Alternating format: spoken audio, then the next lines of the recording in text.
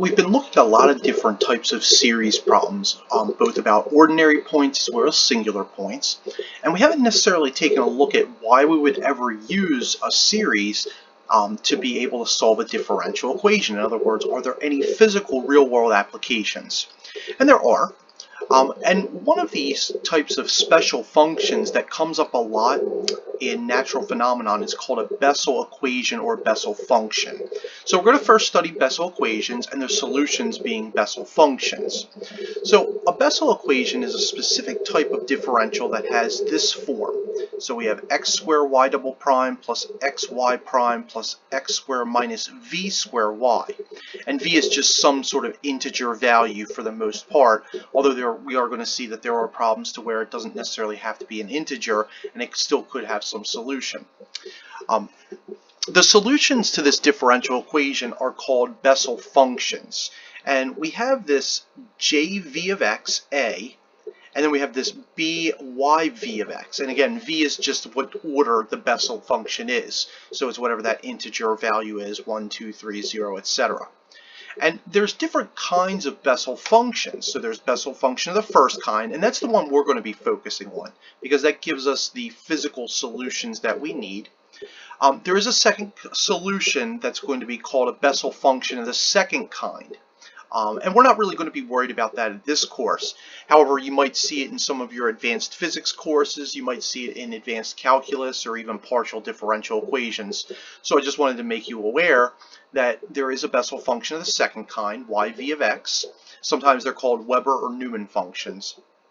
And then sometimes we have these Bessel functions of the third kind, sometimes called Henkel functions. Again, we're not going to worry about those in this class. There's also modified Bessel functions to where you have a complex component that's introduced into the Bessel function.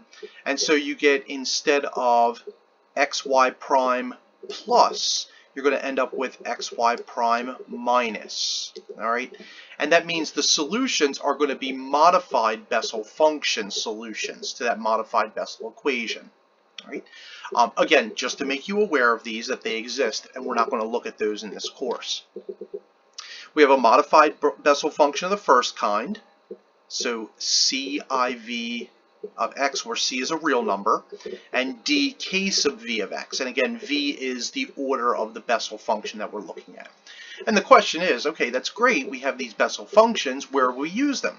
They're actually used quite a lot in things that you might have seen in like thermodynamics if you've taken like your physics 2 or 3 courses, where we talk about transmission of heat and also wavelengths, etc. So these are just some applications. So electrical fields, heat conduction, optical diffraction, etc.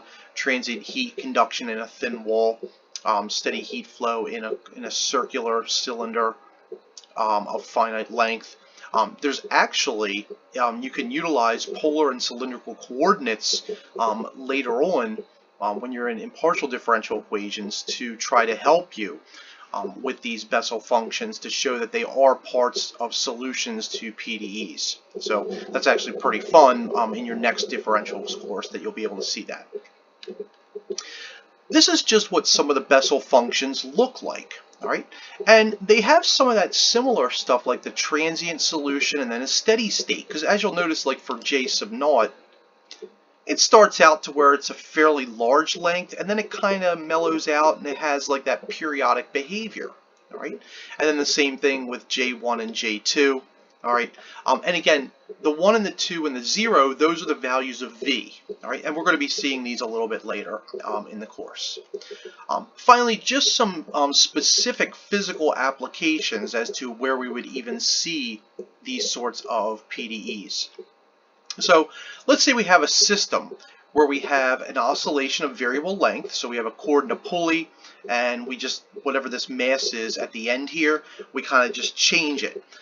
Now, it is safe to assume that theta for sufficiently small values is going to be about sine of theta, and that doesn't matter for us because we're not actually going to solve this, but just to give you an idea where a Bessel function might be utilized, these variable length oscillations satisfy the differential equation, all right? And we can clearly see that it looks like it's going to be, if we can transform it, it could be into a Bessel function.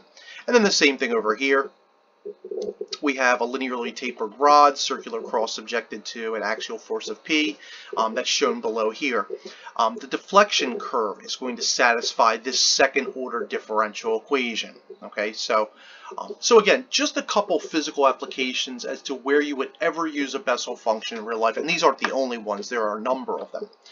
But they do occur in real life, and we are going to take a look at the solutions to Bessel functions, and then some of the special stuff that happens with Bessel functions.